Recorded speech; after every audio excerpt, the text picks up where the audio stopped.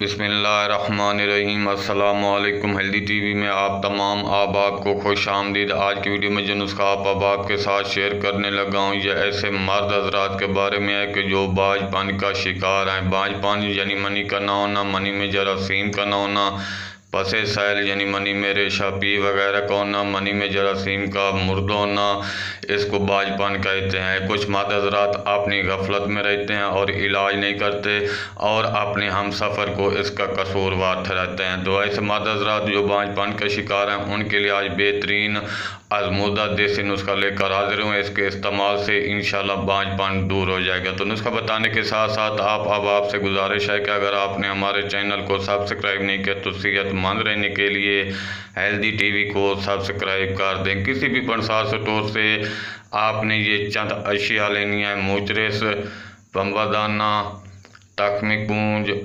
कमर कस, गोंद छुआरा, गोंद किक्कर, अस्कंद नागोरी। ये सब चीज़ें आपने बराबर हम वज़न लेकर इसको कूट छान लेना है। इसका आपने पाउडर बना लेना है और डब्बे में आपने इसको महफूज कर लेना है। सुबह शाम खाने से 1 घंटा पहले 4 माशा नीम गर्म दूध के साथ आपने इसको इस्तेमाल करना है। इंशाल्लाह इसके इस्तेमाल से बांझपन दूर हो जाएगा। कुव्वत बा मुलद मनी मुगल्लद मनी के लिए ये बहुत ही मुफीद और लाजवाब नुस्खा। इस नुस्खे के इस्तेमाल के दौरान गर्म चीज़ें, तली चीज़ें बिल्कुल ना इस्तेमाल करें।